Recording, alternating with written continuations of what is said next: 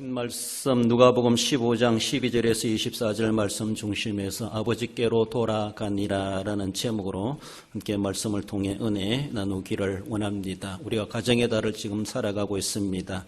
어느 때보다도 우리의 가족들, 더 나아가서는 집 나간 우리의 가족들, 잃어버린 우리의 가족들, 소식이 끊긴 우리의 가족들, 영적 육적인 가족이든 즉 영적으로 이산된 우리의 가족들, 우리는 찾아야 될 것이고 언제라도 대문 열어놓고 돌아오기를 기다리고 또 기도로 기다리고 마음으로 기다리고 그래서 어쩌면은 아버지께로 돌아가니라 그렇게 기다렸던 일들이 성사되는 이러한 결과를 우리에게도 있기를 우리는 소망하며 본문의 말씀을 상고해 보길 원합니다.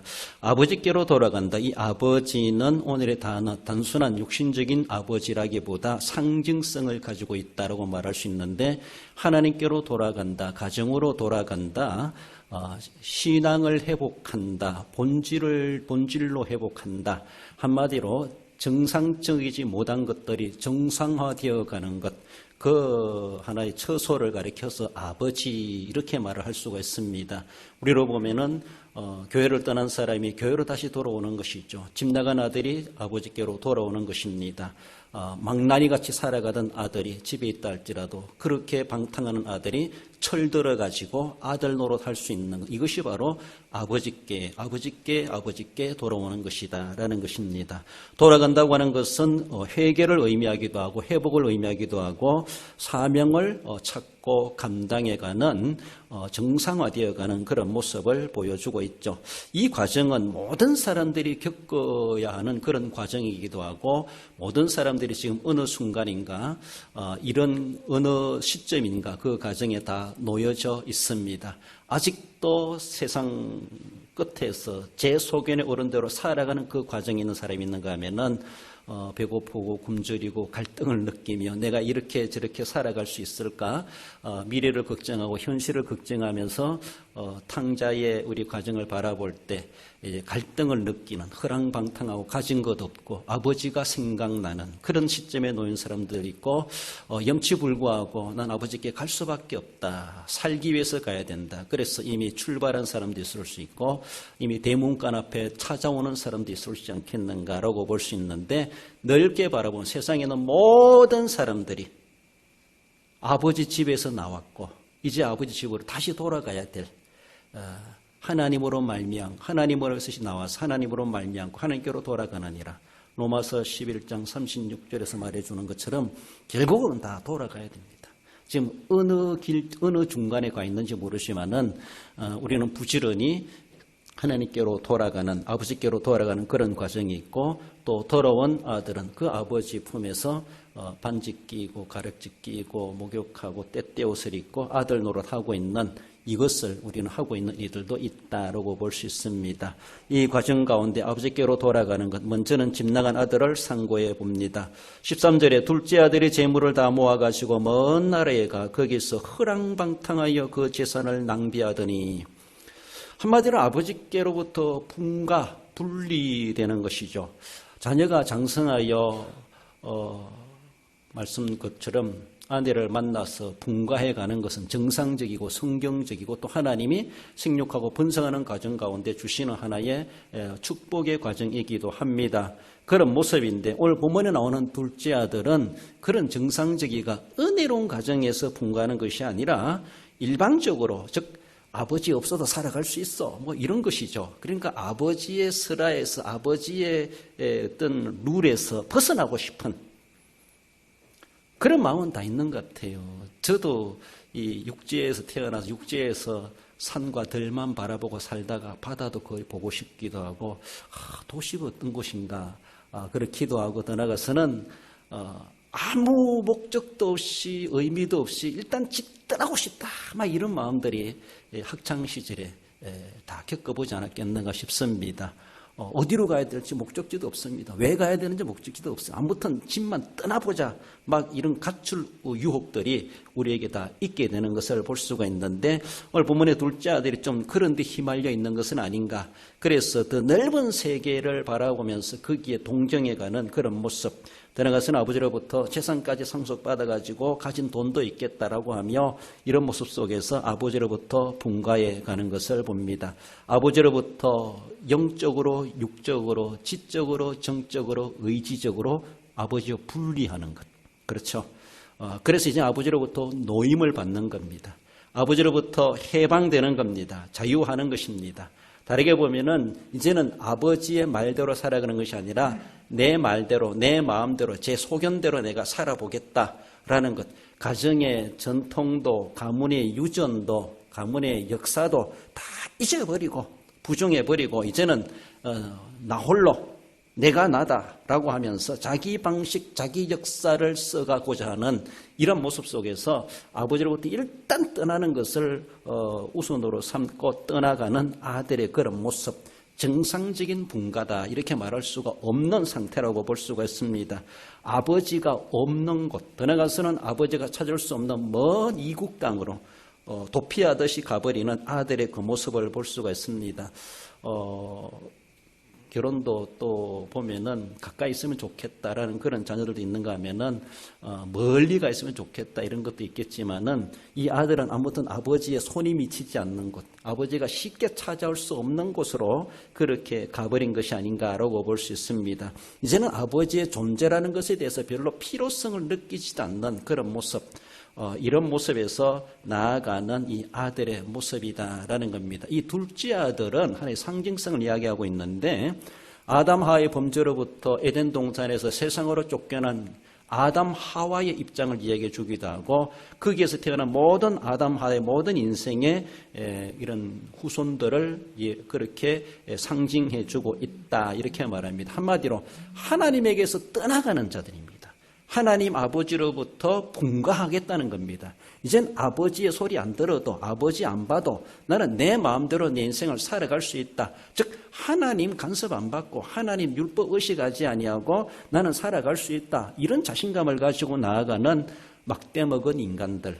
바로 그것이 바로 아담 하와였고 우리들이 아닙니까? 세상에 있는 모든 사람들이 그러한 상태에 놓여져 있습니다. 로마서 3장 23절에 모든 사람이 죄를 범하였으며 하나님 영광에 이르지 못하더니 모든 사람들이 바로 둘째 아들의 입장에 놓여져 있다. 이 세상에 있는 사람 중에 한 사람도 예외도 없습니다. 모든 사람이 오늘 본문에 집 나간 둘째 아들, 자기 소견의 원대로 살겠다고 하며 일방적으로 분가해버리는 둘째 아들의 입장, 그 처지 상태, 이것이 세상에는 너나 나나 할 것 없이 모든 오고 가는 세대 사람들이 다 그런 부류의 사람이다. 그런 상태에 놓인 인간들이다 라고 하는 것을 상징적으로 둘째 아들을 말해주고 있습니다. 아버지 설화에서 아무런 불편함이 없이 지냈습니다. 그렇지 않습니까? 그렇게 지냈던 지난 날들이 얼마나 감사의 조건이었는지, 그것이 얼마나 복에 겨운 삶이었는지를 집 나가 봐서야 둘째 아들이 거기 가서 그렇게 깨닫는 거 얼마나 어리석은지 몰라요. 우리들도 그렇지 않습니까? 맞아야 정신 차리고 당해봐야 깨닫는 것이 참 어리석은 인간입니다. 꼭 겪어봐야 안다라면 하나님도 겪도록 내버려 두지 않으시겠는가라고 볼 수 있습니다. 그저 쉽게 말할 때 알아들으면 좋은데 제대로 못 알아들으면은 2차적인, 3차적인 방법이 하나님도 그렇게 역사하시는 것을 볼 수가 있습니다. 그저 눈치만 봐도 10가지를 딱 깨닫고 행동할 수 있다면 얼마나 좋겠습니까? 그러나 이 둘째 아들은 아버지 설아 있을 때 그 귀한 줄을 몰랐습니다. 그게 복인 줄도 몰랐고 찬송거리, 감사거리인 줄도 몰랐고 도리어 거기서 불편함만 생각했고 아버지의 잔소리, 아버지의 제약, 아버지가 뭔가 빨리 일어나라, 빨리 일을 해라, 뭐 온갖 여러 가지 간섭하는 것들, 아버지 설아에 있을 때 그 행복이라는 것을 복으로 여기지도 못했던 그 아들의 모습이 아닌가라고 하는 것입니다. 이제는 난 아버지처럼 구식으로 구닥다리로 살고 싶지 않습니다. 내가 농사를 하더라도 내 방법대로 내 과학적으로 지식을 동원해가지고 인터넷을 통해서 내 방법대로 해보겠습니다. 기능하는 사람들이 이런 아주 유혹에 빠져 있습니다. 그러니까 현지인들의 말을 잘 안 들어요. 그런 방식으로 요새 농사 지으면 안 된다라고. 요새는 4차, 6차, 7차 방식으로 농사도 지어야 된다고 하면서 온갖 방법을 동원하고 있지만은 시작하자마자 그죠, 풀에 죽는다, 풀에 진다 이런 말을 하기도 하죠. 그렇습니다. 아버지처럼 살고 싶지 않다는 겁니다. 이제는 내 방식대로 내가 배운 대로 해보겠다는 것이죠. 그런 의욕은 참 좋습니다. 그런 의욕들이 필요하죠. 그런 도전심도 젊은이들에게 있는 것은 우리는 참 고무적인 일이라고 칭찬해 볼 만한 일입니다. 그저 시키는 것만 하고 하라는 것만 하고 그런 것이 아니라 막 부닥쳐 보는 것은 젊은이의 특성입니다. 그것이 젊은이다운 것이죠. 그러나 너무 무모하게, 너무 무례하게, 너무 철부지하게 행하기 때문에 앞뒤도 가리지도 못하고 머리를 쓰고 한다고 하면서도 진짜 머리는 쓸 줄도 모르는 그러한 둘째 아들의 이러한 모습이 아닌가라는 것입니다. 정말로 세상에 자기를 그렇게 편안하게 자기가 원하는 대로 해주는 그런 세상이 아니라는 것이죠. 녹록치 못한 세상이라는 것을 현장에 가봐서야 이 아들이 알게 되는 것은 아닌가. 집에 있을 때는 제대로 몰랐다는 것이죠. 너무 과잉보했습니까? 그러니까 집에 있는 자녀들에게도요, 너무 과잉보하지 마십시오. 현장에 내보내고 해보게 하고 자기 좋아하는 것만 하게 하지 말고 싫어하는 것도 하도록 하고 인생 살아가면 이런저런 일들도 다반사인데 많이 겪고 경험하게 하는 것은 필요합니다. 그렇습니다. 일 못해도 일 가르치고 일하게 하고 흥분치게 하고 이런 것도 필요하다는 것이죠. 그렇습니다. 그런 모습 속에서 다양하게 경험해 볼 수 있는 것, 이런 것들이 그 자녀에게, 우리 아이들에게도 하나의 인생 수업이 되고 교육이 되고 그 아이를 강하게 키울 수 있는 그런 모습이 될 수가 있습니다. 이 아들은 아버지 설화에서 험한 일을 안 해봐서 그런지 몰라도 세상에 그렇게 녹록치 못하다는 것을 알지도 못하고 세상으로 나간 것은 아닌가라고 볼 수 있습니다. 그러니까 아버지의 간섭, 아버지의 충고, 아버지의 잔소리를 그렇게 안 받겠다는 것이죠. 그것이 집 나가고 나서야 아버지의 잔소리가 그립다 이런 것이죠. 아버지가 일어나라 빨리 깨우는 그 소리가 이제는 그리워질 정도로 그렇게 되어버리는 그런 모습. 집을 떠나게 되는 유혹들이 참 많습니다. 집을 떠나고 싶어하는 그런 유혹들, 시대적인 시대와 또한 상황적인 그런 이유들이 많이 있죠. 어떤 사람은 나는 공부를 해야 되기 때문에 집을 떠나야 되겠습니다. 나는 여기 있으면은 취업을 못하기 때문에 도시로 나가겠습니다. 일단 나가보겠습니다. 그렇습니다. 나는 돈을 벌어야 되기 때문에 여기서는 아무것도 할 수 없습니다. 돈 벌어야 됩니다. 돈 벌기 위해서 나는 가야 되겠습니다. 집을 떠납니다. 어떤 사람 자신의 명예를 위해서, 자신의 어떤 권세욕을 위해서 떠나가서는 이성을 쫓아서 또 집을 떠나려고 하는 그런 사람도 있습니다. 친구 따라 또 나가는 그런 사람들도 있습니다. 얼마나 합리적이고 시대적이고 상황적인 이유가 있습니까? 나는 결혼했기 때문에 더 이상 난 시골로 들을 이유가 없습니다. 도시에서 살 겁니다. 내 직장이 거기 있기 때문에 나는 이제는 부모님으로부터 분가하고 싶습니다. 나는 건강을 위해서 나는 이런 곳에 있을 수가 없습니다. 더 건강을 지킬 수 있는 편리한 곳으로 가고 싶습니다. 온갖 여러 가지 정말로 개인적이든 사회적이든 상황적이든 합리적인 이유가 다 있습니다. 그래서 떠날 수 있습니다. 얼마든지 떠날 수 있습니다. 떠나야 되는데 그것이 오늘 본문의 둘째 아들처럼 뭐 어떤 뚜렷한 목적의식이 있다든가 그런 것도 아니고 어쩌면 무조건 아버지에게 일단은 떨어지는 것이 우선이다. 이런 의미 속에서 일단은 떠나가는 사람들이 많습니다. 교회도 그렇죠. 지금 제가 교회 다닐 시간이 없습니다. 제가 좀 일 좀 해놓고 그리고 애들 다 키워놓고 우리 학생들은 제가 수능 끝나면 갈게요. 대학 들어가면 갈게요. 대학 들어가면요. 대학 졸업하면 공부할 게 더 많아요. 취업 공부해야 돼요. 취업하면 할게요. 직장 다니면 이제는 바빠서 못 하겠습니다. 정말 바쁠 때 못하면은 안 바빠도 못합니다. 저는 그런 경험입니다. 얼마든지 말할 수 있어요. 지금 못하면은 내일도 못한다는 것이죠. 그렇습니다. 지금 어떤 핑계거리 내일 가면 없습니까? 그 상황에 따라 또 핑계들이 또 있습니다. 합리할 만한 이유들이 다 있습니다. 그 시대는 어느 시대나. 결혼 전이나 결혼 이후나 취업 공부할 때나 취업하고 나서나 어릴 때나 어른이나 다 할 말들이 있고 다 이유가 있습니다. 그때 가면 코로나 없습니까? 그때 가면 문제 없습니까? 그때 가면 나를 세상이 아주 편안하게 할 수 있도록 뒷바라지 세상의 환경이 조성되는 줄 압니까? 그렇지 않다는 것이죠. 많은 사람들이 지금 교회 못 나오면은 나이 들어도 못 오고 자녀들 다 출가시켜내도 못 오고 지금 믿어야지 지금 믿는 것이지 지금 해야지 지금 하는 것입니다. 그러니까 어떤 이런 핑계대고 합리적인 이유들이 얼마나 많은지 몰라요. 그러니까 어른이든 애이든 우리 자녀들이든 보면은 신앙을 떠나고 교회를 멀리하고 예배를 소홀히 하는 그런 모든 자기들이 할 말이 다 있어요. 둘째 아들이 입장을 가지고 자기는 이야기하는 거예요. 둘째 아들 이야기. 그러니까 알게 모르게 적극적이든 소극적이든 둘째 아들의 스타일을 가지고 살아가는 사람들이 많습니다. 집에 있다 할지라도, 교회 나온다 할지라도, 대양 교인이라 할지라도 둘째 아들과도 같이 그저 손님처럼 왔다 갔다 하는 그런 아무런 책임감도 없이 아무런 규칙도 그리고 교회에 자신의 책임의식도 느끼지도 못하고 살아가는 이들이 얼마나 많은지 몰라요. 그것이 어쩌면은 사탄의 달콤한 유혹이 되고 나라는 결국은 영적으로 메마르게 만드는 그런 도리어 내 이웃거리가 그 이유가 될 수 있다는 것도 우리는 알아야 할 것입니다. 이사야 55장 7절에 보면은 악인은 그의 길을 불의한 자는 그의 생각을 버리고 여호와께로 돌아오라. 그리하면 그가 긍휼히 계시리라. 우리 하나님께로 돌아오라. 그가 너그럽게 용서하시리라. 그 길을 불의한 자의 그의 생각을 버리고 악인의 길과 불의한 자의 생각으로 가득 차 있는 그런 사람들. 그 길이 어떤 길입니까? 사람이 보기에는 바르나 필경은 사망의 길이니라. 잠언 16장에서 말해주는 것처럼 내가 볼 때는 옳은 것 같은데 필경은 사망의 길을 알지도 못하고 그 길을 가는 사람들이 있어요. 그렇습니다. 생각이 어떤 생각입니까? 노아시대 때 창세기 6장에 그들의 모든 생각이 계획하는 것이 다 악할 뿐이다 이렇게 말합니다. 생각하는 것이 다 악해요. 그러니까 악을 저지러가는 그런 모습 속에서 하나님은 쓸어버리시리라 이렇게 말하죠. 그 길이 좋은 길인 줄 알고 자기들의 생각이 사회적이고 보편적이고 합리적이고 이런 생각인 줄 알고 가지고 있지만은 하나님 앞에는 쓸어버림을 당할 계획들이고 생각일 수 있습니다. 그 길은 필경은 사망의 길일 수도 있습니다. 그래서 그 길을 버리고 그 생각을 버리고 여호와께로 돌아오라. 하나님은 너희들을 긍휼하게 주실 것이다. 너를 너그럽게 용서하실 것이다. 지금 이렇다 저렇다 핑계대지 말고 와야 된다는 것이죠. 우리 전도대상자를 두고도 우리가 참 너무나 답답하지 않습니까?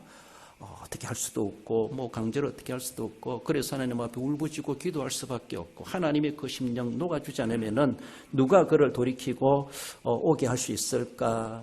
물리적으로 할 수 없는 그런 모습을 바라볼 때 참 답답하게 한이 없지만은 그럼 우리는 늘 하나님도 지금도 긍휼과 용서를 놓고 기다리시는 우리 주님을 생각해 보며 우리는 그 마음을 가지고 우리의 이웃, 우리의 전도 대상자 영혼들을 주님께로 빨리 돌아올 수 있도록 우리는 찾는 자, 이끌어오는 자 되어야 될 것입니다. 집 나간 아들 계속 그 길에 유기에 둘 수가 없다라는 것을 우리는 생각하십시다.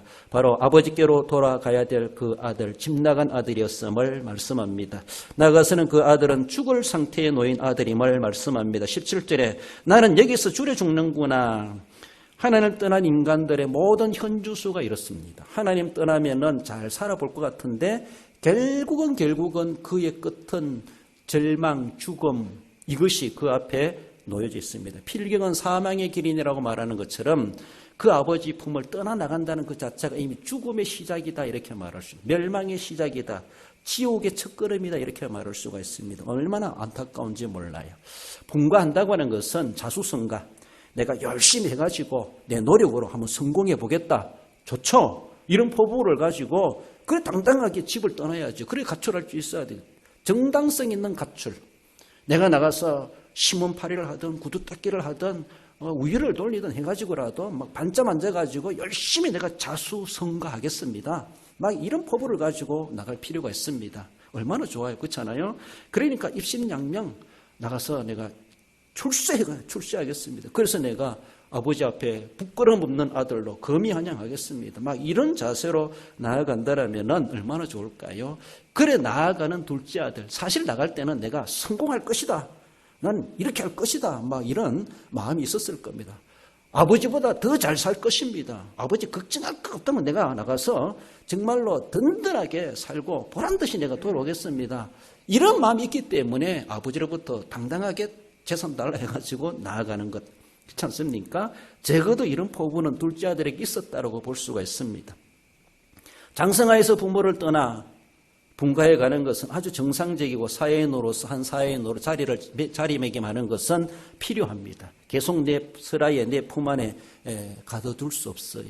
내 치마폭에서 내 아들을 장성했는데도 그렇게 놔둘 수가 없으면 이제는 풀어줘야 되고 내놓아야 되고, 그래서 한 사회인으로 가서 혼자서도 잘해요. 잘할 수 있도록 홀로도 살아가고 설 수 있도록 우리가 계속해서 그를 키워내고 길러내고, 그래서 목판에는 모를 이제 넓은 덜로 이양해 가는 것처럼 그렇게 내보내는 것은 필요하기도 합니다. 그렇습니다. 그런데 그거 갖다 심어놓으면은 말라 죽고 생존하지 못할 것을 심는다면은 어리석은 일이죠. 그래서 어느 정도 다 컸을 때, 이 정도 컸을 때 이제는 이양해도 되겠구나라고 하니까 이양하지 않습니까? 그런 환경과 조건을 내다보면서 그렇게 되어지는데, 오늘 본문의 아들이 나아가서 잘 살아보겠다라고 했지만은 결론적인 모습에서는 죽을 상태에 놓였다라는 것을 말씀해 주십니다. 그렇습니다. 그렇게 나아갔다라면은 자신의 개인뿐만 아니라 사회 일원으로서도 사회에 영향력을 끼치고 본이 되는 그런 삶을 살아가는 것이 참 필요하기도 합니다. 이런 이들이 정말로 그렇게 했을 때 고향에 돌아올 때 출세하고 돌아왔다. 비단 옷을 입고 고향에 돌아온다. 거미한양 한다는 것이죠. 그러니까 고향 사람들도 반겨주는 것이지, 세상 말로 거지가 돼가서 들어오면은 부모님도 부끄럽고 자신도 부끄럽고 집에 와서도 동네 밖에 못 나가고 돌아왔다 소문도 못 내고 잔치도 못하고 그 존재 있다는 그 자체가 도리어 부끄러움이 창피함이 될 수밖에 없는 것인데, 누가 그렇게 되기 위해서 이렇게 나가는 사람이 있겠습니까? 그런 것이 아니라 내가 지금보다 더 잘 돼가지고 정말 보란듯이 돌아오겠다라고 그런 마음을 가지고, 어쩌면 둘째 아들도 포부는 있었다고 하지만은 현장의 그 필드, 그 현장이 나를 그렇게 만들어주는 사회만이 아니다라는 것은 제대로 계산 넣지 못한 것은 아닌가라고도 볼 수가 있습니다. 그렇습니다. 하나님 없이도 잘 살아볼 것 같고, 교회 안 다녀도 나는 잘 살아갈 수 있을 것 같고, 온갖 자기들의 합리화해 가는 사람들이 얼마나 많은지 몰라요. 그러니까 열심만 하면 된다. 하면 된다. 이거는 세상 소리입니다. 우리는 주 안에서 하면 된다. 이렇게 말해요. 주님 안에서 하면 된다. 주님, 내가 아무리 하려고 해도 하나님이 아니다라고 하면은 내 백날 노력해도 헛수고입니다. 안 돼요. 하면 되는 것이 아닙니다. 주님의 허락하에, 쉬운 말로 주 안에서 이란 말은 주님 안에서 우리가 하면 주님이 하게 하시는 것이죠. 내 노력을 통해서. 그렇습니다. 그런데 이 사람들은 주님 없어도 나는 하면 됩니다. 난 노력할 것입니다. 한번 보십시오. 나는 잘 될 것입니다. 라고 하며 그렇게 생각하고 나아가는 무모한 모습들을 볼 수 있습니다. 근본 인간은 하나님을 떠나서 성공한 자가 아무도 없고, 하나님 없이도 살아갈 인생 아무도 없다는 것을 깨닫는 것이 인간의 가장 기초적인 지식이라고 말할 수가 있습니다. 난 하나님께로부터 나와서 하나님 없이 살아갈 수 없다라는 것을 알아야 되죠. 하나님의 도움 없으면 나는 살아갈 수 없다. 내 인생 내가 책임지지 못하고, 내 건강 내가 책임지지 못합니다. 내가 밥을 잘 먹는다고 건강해지는 겁니까? 내가 열심히 숨 쉰다고 내가 살아있다고 생각합니까? 하나님이 허락하지 않으신다라면 참새 날개짓까지도 간섭하신 하나님이신데, 우리를 하나님이 허락하지 않으신다라면 내 코에 호흡 아무리 들이켜도 산소 호흡기 꼽아놔도 안 될 겁니다. 내 심장의 박동 내가 뛰게 한다고 해서 돌려가지고 뜁니까? 하나님이 그거 멈추게 한다면 끝장나는 겁니다. 그렇습니다. 우리를 창조하시고 태어날 때 뛰게 하시고 호흡하게 하신 하나님, 지금도 참새 날개짓까지도 지금도 간섭한다 하시는 것처럼 우리의 코의 호흡과 심장의 박동과 우리의 모든 것까지도, 우리의 혈관의 피의 순환까지도 하나님이 다 지금도 일일이 우리 한 사람 한 사람을 간섭해 주시고 허락해 주시기 때문에 우리 오늘도 살아있다라고 말할 수가 있습니다. 이걸 알지 못하고 살아가는 것이 얼마나 무지한 인생인가라고 볼 수가 있죠. 그것을 아는 것이 지식이고 깨닫는 것이 은혜라는 것을 우리는 생각하십시다. 하나님 떠나 무엇을 이루고 무슨 생명을 유지한다고 하는 것은 불가능하다는 것을 우리는 이미 알아야 됩니다. 그리고 결국 내 인생은 오메가 되신 하나님께로 돌아가게 되어져 있다. 어떻게 살았든지 내 인생의 끝은 하나님께로 끝난다. 이것도 우리가 알아야 됩니다. 하나님께로부터 시작됐고 하나님으로 말미암고 하나님께로 돌아가는 인생인데, 하나님 없이 존재한다고 하는 것은 불가능하다는 것, 이건 분명히 알아야 되는데, 이 아들은 아버지로부터 시작했으면 아버지로 말미암고 결국 아버지에 따라서 아버지 생존 동안에 받들어 성계감이 아버지의 가업을 이어가야 될 아들임에도 불구하고 난 이제는 아버지 없어도 살아갈 수 있습니다 라고 하며 당당하게 떠나갔던 아들의 그 모습이 어떻게 되고 있는가라는 것을 본문은 말씀합니다. 결국 오늘의 자신의 상태가 어떠한지라고는 생각해 봐야 되죠. 우리는 넉넉하고 문명의 시대에 살아가니까 어제도 말씀드린 것처럼 기도에 절박함도 없고 간절성도 없고 하나님에 대한 그렇게 필요성도 느끼지 못하고 예배 드려도 그만 안 드려도 그만 11조 해도 그만 안 해도 그만 괜찮은 것 같고 안 해도 잘 살고 해도 잘 살고 이러니까 별 표시도 없는 것 같고 하나님 복 주셔서 복을 누리는 것이 아니라 복 안 주셔도 복 있는 것 같고 막 이렇게 착각 속에 살아가고 있지 아니한가. 우리 자신들을 잘 점검해 봐야 됩니다. 이렇게 살다가 내가 정말로 죽을 지경에 놓이는 꼴은 되고 있지 않겠는가. 집 나간 아들은 처음에 몰랐을 겁니다. 돈이 있으니까 친구들도 많고 이성도 많고 쾌락을 누리고 가질 것 다 누리고 하고 싶은 거 다 하고 있지만은 결국 한 가지 바닥나고 바닥났을 때 자신의 생명마저도 바닥난다는 것을 직감하지 않습니까? 그때 가서야 깨닫는 것이 얼마나 어리석은지, 그걸 얼마나 어리석은지 회복 불가능할 정도로 망가져가는 그런 모습을 볼 수가 있습니다. 결국은 오늘의 자신의 상태가 어떠한지 하나님께로 빨리 내가 돌아가야 될 상태에 놓여 있는 것은 아닌가라는 것을 우리는 늘 생각하며 주님의 품을 떠날 수가 없다라는 겁니다. 찬송가 272장에 보면 고통의 멍에 벗으려고 낭패와 실망 당한 뒤에 교만한 마음을 내버리고 죽음의 길을 벗어나서 고통의 멍에가 있습니까? 주님께로 돌아가라는 신호입니다. 낭패와 실망이 있습니까? 주님께로 돌아가라는 신호입니다. 돌아갈 때가 되었다는 겁니다. 교만한 마음이 계속해서 나를 그렇게 조장하고 있습니까? 하나님은 돌아가라고 말씀하십니다. 죽음의 길에 놓여져 있습니까? 빨리 벗어나서 돌아가라고는 하나님의 마지막 통보라고도 말할 수가 있습니다. 예수께로 나갑니다. 예수께로 나갈 때 거기에 우리의 살 길이 있습니다. 이미 예수님께서 우리를 위해 십자가에 달려 모든 고난을 다 당하시고 모든 죄짐을 책임져 주었습니다. 하나님의 영광에서 이르지 못한 우리들을 이제는 그 모든 길에서 하나님의 영광이 이룰 수 있는 그 구속의 길을 완성해 놓으시고 지금도 내가 예수님께로 내 고통의 멍에를 가지고 낭패와 실망의 일을 가지고 정말로 교만한 마음이랄지라도 그렇게 당당했던 그런 거만한 마음, 내가 오늘 죽을 판 같은 상황에 놓였다 할지라도 어찌할 수 없는 상황에서라도 주님께로 내가 가지고 나아갑니다. 이 같은 것이라도 받아주시옵소서. 나 같은 것이라도 용서해 주시나요? 라고 하며 예수님께로 나아갔을 때 주님의 십자가에 보혈은 우리 죄를 다 씻어놓고도 남는 능력의 보혈의 능력임을 말씀하십니다. 죽을 상태에 놓인 아들, 그 아들이 남이 아니라 어쩌면 내가 그런 상태에 놓인 것은 아닌가. 극단적이지 않다 할지라도 주님이 계속 나에게 지금 크고 작게 신호해 주시는 것이 아닌가라는 것을 우리는 깨달아갈 수 있어야 할 것입니다. 마지막으로 아버지께로 돌아가는 아버지 품에 안긴 아들을 말씀합니다. 20절에 아버지가 그를 보고 측은히 여겨 달려가 목을 안고 입을 맞추니 돌아가는 아들인데 탕자가 아버지께로 돌아가게 된 결정적인 이유가 무엇일까요? 결정적인 이유. 첫 번째는 돈이 떨어졌다. 두 번째는 친구가 떨어졌다. 세 번째는 죽을 것 같아서. 네 번째는 아버지가 계시기 때문에. 어떤 것 같아요? 물어보십시다. 아버지께로 돌아가겠다라고 하는 결정적으로 가졌던 탕자의 마음에 가졌던 이유가 뭘까요? 아버지께로 돌아가야지. 결정할 수 있었던, 결정적이라고 말할 수 있는 것. 뭐인 것 같습니까? 뭐 다 맞지, 다 맞는데 마지막 아버지가 계시기 때문에. 돈 떨어졌다고 아버지께 돌아갈까? 돈 없는 사람 다 받아줄래요, 여러분들? 친구 떨어졌다고 외로운 사람들 여러분들 다 받아주실 거예요?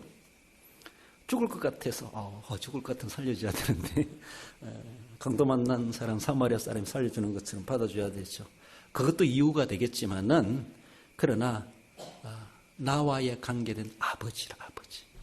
이유 불문 없어. 그 관계성. 오늘 설교의 키포인트는 이겁니다. 아버지가 계시기 때문에. 내가 아버지라 부르시는 그분이 그 주인이라. 나는 그분의 아들이라. 아버지란 말은 내가 아들이란 말이잖아요. 그렇지 않아요? 자녀란 말이잖아요. 그렇잖아요? 아버지가 계시기 때문에 돈과 친구와 오늘의 내 건강 상태 아무 상관없어. 있어도 없어도 그만일 수 있어요. 그러나 아버지가 안 계시면 못 돌아갑니다. 아버지가 계시기 때문에 돈 싸들고도 갈 수 있고 돈 없어도 갈 수가 있어. 건강해도 갈 수도 있고 건강 안 해도 갈 수가 있어. 아버지가 계시면은. 아버지가 계시기 때문에 아버지를 생각하게 되고 아버지께 돌아가야지 이런 마음이 든다는 것이죠. 우리가 아버지가 돼야 돼요. 너 같은 것은 내 아들도 아니야. 다시 나 찾지 마라. 나한테 오지 마라. 나 책임 안 진다 이러지 말고. 그러니까 아버지. 그러니까 내 아들이고. 그 막내네 같은 아들도 아버지라고 감히 생각할 수 있는 거예요. 생각할 수 있는 거예요. 결정적인 이유는 아버지가 계시기 때문에 탕자가 돌아가야지. 아버지께 돌아가야지. 이런 것이죠. 사실 염치가 없죠. 무슨 염치로 돌아가겠습니까? 염치 없음을 아들도 아는 모습을 말씀해 주죠. 18절 19절에 내가 하늘과 아버지께 죄를 지었사오니 지금부터는 아버지의 아들의 일컬음을 감당하지 못하겠나이다. 나를 품꾼의 하나로 보소서 하리라. 염치란 말은 체면을 생각하거나 부끄러움을 아는 마음인데 이 마음이 내가 염치 없이 어떻게 가나? 염치가 없어가지고 못 가는 사람이 있어요. 염치에 발목 잡혀가지고 더 주고 봐야 돼, 그 사람은. 더 당해봐야 돼. 그러니까 진짜 당해보면은 염치를 불구하고 부끄러움 창피함을 불구하고 내가 나갈 때 무슨 소리 하며 뒷발로 차고 나왔는데 내가 이제 어떻게 돌아가지?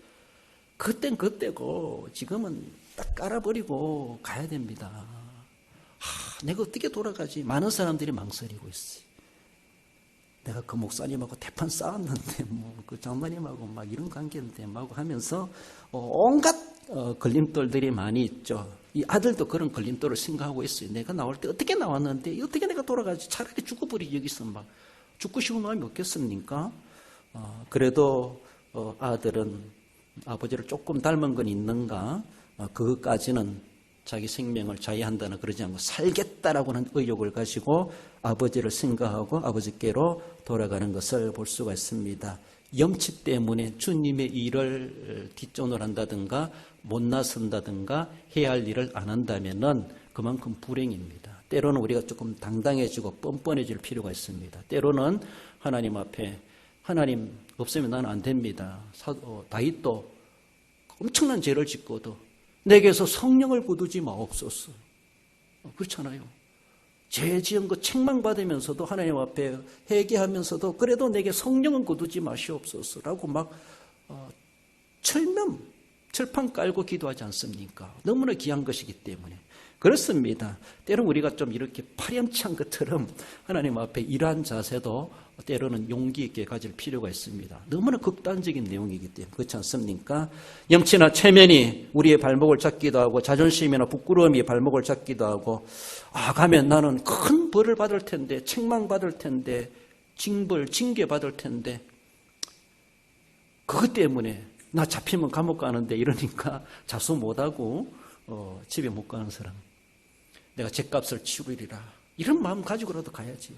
가면 난 감옥에 갈 생각하고 난 간다. 막 이런 마음 가지고 가야 되죠.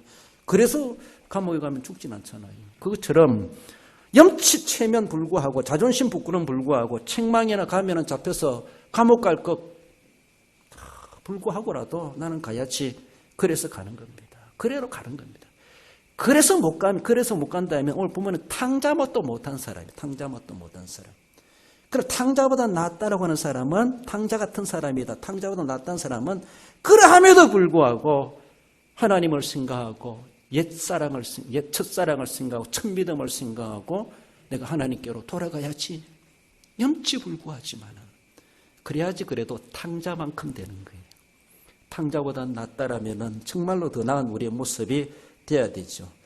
돌아가는 아들은 아버지 때문이다 라고 말할 수가 있고 거꾸로 이제 받아주는 아버지를 생각해 봅시다. 아버지가 아들을 받아주는 조건 없이 받아주는 이유가 무엇일까요? 불쌍해서 돌아왔기에 사랑하기 때문에. 네 번째는 아들이기 때문에. 모든 것 같아요? 아들이기 때문에. 다 맞아요. 다 맞는데 그 중에서도 빼놓을 수 없는 것은 아들이라, 아들. 미워 죽을 것 같아도 아들이라. 사랑하지 않아도. 안 돌아왔으면 내가 있는 곳에서 찾아와서 잡아오고 싶었어. 아들이기 때문에. 어디 있는지 몰라가지고 계속 동구 밖에서 기다렸지.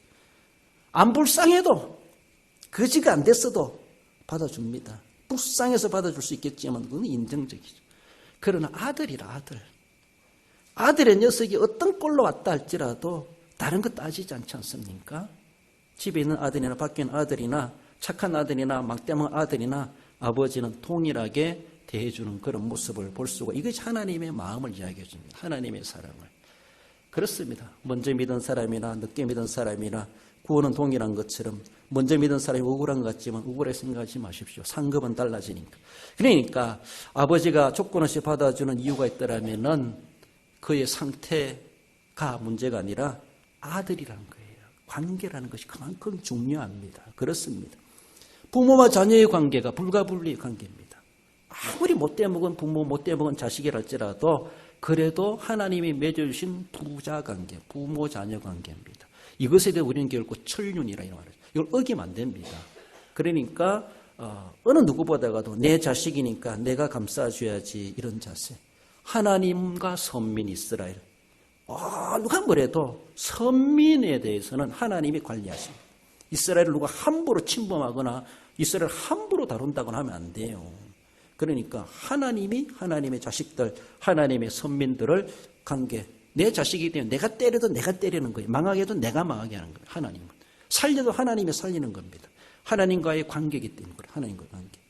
교회와 교인도 마찬가지예요. 대표로 보면 목사와 교인과 마찬가지. 그래요. 목회자와 교인은 불가분리의 관계입니다. 우리 목사님이고 우리 교인이라, 내 교인이라, 내 양떼라. 이런 모습에서 이 관계는 그 누구도 분리할 수 없어요. 그러니까 염치 생각하지 말고, 자존심 생각하지 말고, 부끄럽다 창피하다 생각하지 말고 다 내어 보일 수 있어야 되고, 다 고백할 줄도 알고, 다 나눌 줄도 알고, 개방할 줄도 알고, 그렇게 소통할 수 있어야 될 것이다. 이것이 바로 그 관계 때문에 그렇다. 이유를 불구하고, 이유와 상관없이, 그럼에도 불구하고 받아주는 거예요. 받아주는 거예요. 지금이라도 어느 누구니 천부여지에 손들고 옵니다 라고 한다면은 우리 주님이 받아주지 않습니까? 그렇습니다. 아버지와 아들의 관계 그 자체가 하나의 이유라고 하는 것을 말씀합니다.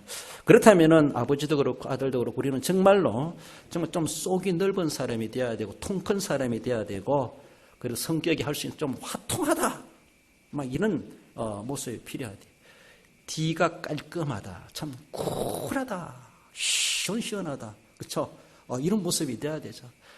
빈대맛도 못하고 쫀쫀해가지고 그 하나 때문에 역사적으로 그걸 안고 있고 막 그러지 말고, 더 나아가서는 군더더기 없이 참 심플하다, 심플하다 막 이런 모습이 돼야 되죠. 그러니까 돌아올 수 있습니다. 그러니까 받아줄 수가 있습니다. 매사에 능동적이고 긍정적인 사람, 이것은 결국은 예수님을 닮아가는 사람. 우리 예수님 닮아가야 돼요. 참 속이 넓어야 돼요. 통도 커야 됩니다. 조금 성격도 화통해야 돼. 화통해야 돼. 그렇다고 디테일하다, 세미한 거 이런 거 무시하는 게 아니라는 것이죠. 무슨 일이 있어도 뒷일은 뒷일이고 뒤가 깔끔하죠. 쿨하게 끝내고만. 그것 때문에 울고 먹고 이렇게 하지 말고 군더더기 없이 좀 심플하게, 좀 정말로 맺고 끊는 그런 모습들, 모든 모습에 대해서 긍정적으로, 능동적으로 생각하고 그런 모습들. 우리 예수님 닮아가는 우리의 모습이 비전이 아닙니까? 예수님을 닮아가는 것이 우리의 비전입니다. 예수님 안 닮아가고 자기 고집, 자기 성질만 내세웠다는, 결국은 주님 앞에 가면은 그것이 문책감이 될 수가 있다라는 것을 생각하며, 우리는 정말로 부모에 나타나는 탕자 같은 우리의 모습이지만 또 한편에서는 아버지와 같은 모습 우리가 가질 수 있어야 할 것입니다. 많은 사람들은 어쩌면은 돈이, 그리고 이성의, 친구의 명예의 건세, 세상에 안겨보려고 하지만은 그런 것도 우리는 만족하게 줄 수가 없습니다. 돈 있으면 행복하고 만족합니까? 이성이 있으면 만족하고 행복합니까? 친구가 많으면 하나님 없어도 나는 만족하게 살아갈 수 있고 주일 안 지켜도 마음이 평안하고 행복합니까? 명예가 있고 건세가 있으면 그렇습니까? 세상에 안겨본들, 세상 거 다 가져본들 하나님 없는 세상은 결국 우리는 텅 빈 거나 다를 바가 없고 허송세월하고 인생 실패적인 그런 모습일 수밖에 없다라는 것을 우리는 늘 기억하며 가산이 적어도 정말로 예수 그리스도 안에서 믿음으로 사는 것이 부자보다 낫다라는 것을 늘 생각하시면서 주님 한 분만으로 만족하시고 늘 아버지 품에 있을 때가 가장 내 인생의 가장 절정이다라는 것을 늘 생각하며 오늘의 우리의 모습이 너무 식상하게 생각하지 마시고 이렇게 쳇바퀴 도는 그런 삶을 살아간다 할지라도 이 삶이 천국의 삶이요. 세상 나가보면 이런 은혜가 없다라는 것 그렇게 궁금한 나가보세요. 나갔다가 하루만 있다가 들어오시면 돼. 그러니까 나가볼 필요도 없겠죠. 이미 성경에서 나가본 자의 경험을 우리에게 말해주지 않습니까? 그러니까 늘 아버지 품에서 귀한 책임과 사명을 신실히 감당하시고 뿐만 아니라 이런 것들을 통해서 우리가 더욱더 내가 품어줘야 될 내 탕자가 있지 아니한가. 내가 또 돌아가고 내가 염치불구하고 나를 열고 그렇게 가야 될, 소통해야 될 그런 또 대상이 있지 아니한가라는 것을 늘 생각하며 가정적이든 교회적이든 선교적이든 그런 모습 속에서 아버지께로 늘 돌아가시고 아버지가 되시고 또 받아줄 수 있는 그런 은혜와 사랑을 깊이 있게 넓게 크게 갈 수 있도록 해가야 할 것입니다. 우리 결론적으로 함께 읽어봅시다. 둘째 아들처럼 하나님을 떠난 죄인임과 하나님 없이는 살아갈 수 없음을 알고 오직 하나님 아버지만 생각하여 하나님께 돌아가며 형제를 품어주고 받아줌으로 예수님을 닮아가는 성도가 됩니다. 그렇습니다. 아버지만 생각하세요. 체면 생각하지 말고 부끄러운 생각하지 말고 세상 사람 입담 생각하지 말고 오직 아버지만 생각하면 돼. 하나님만 생각하시고 우리 주님만 생각하시고 십자가만 생각하시고 그러면은 모든 허물 모든 아버지가 다 막아주시고 해결해 주시고 다 입 닫아 주신다는 사실을 기억하시며 그러므로 우리에게도 돌아온 이들에 대해서 과거를 묻지 말고 형제를 품어주고 받아줌으로 예수님을 빼닮아 살아가시는 우리 모든 성도 여러분들 되시기를 주님의 이름으로 축원드립니다. 기도하십시다. 우리 하나님 아버지 은혜를 감사드립니다. 아버지께로 돌아간 그 아들을 생각해 봅니다. 그렇게 흠과 티가 많은 아들이지만 아버지께서 하루하루 기다리시고 그를 맞아 안아주시고 자녀로 그렇게 그 자리를 다시 회복할 수 있게 하셨던 것을 기억합니다. 우리 하나님의 사랑이 얼마나 크고 높고 위대하신가를 우리에게 보여주고 있습니다. 그 하나님의 사랑을 우리가 바르게 깨달아가게 하시고 우리의 삶 속에서도 우리의 가족을, 우리의 자녀를, 우리의 형제를, 우리의 이웃을 받아주는 부성애를 가질 수 있는 저희들 되게 하시고 하나님의 사랑 가지고 교회와 이웃을 섬겨갈 수 있는 참으로 크고 높고 위대한 삶을 살아가는 저희들, 우리 예수님을 빼닮아 살아가는 우리 모든 성도들 되게 해 주옵소서. 건강히 형편이 여의치 못하여 올라오지 못한 이들 위로하시고 긍휼히 여겨주시고 속히 회복되게 하시고 건강하게 주님을 섬겨 살아갈 수 있게 해 주옵소서. 분주 복잡한 생활 가운데 안전하게 하시고 한 주간도 우리 하나님과 은혜로운 동행해 가는 삶이 되게 해 주옵소서. 감사드리오며 예수님의 이름으로 기도드리옵나이다.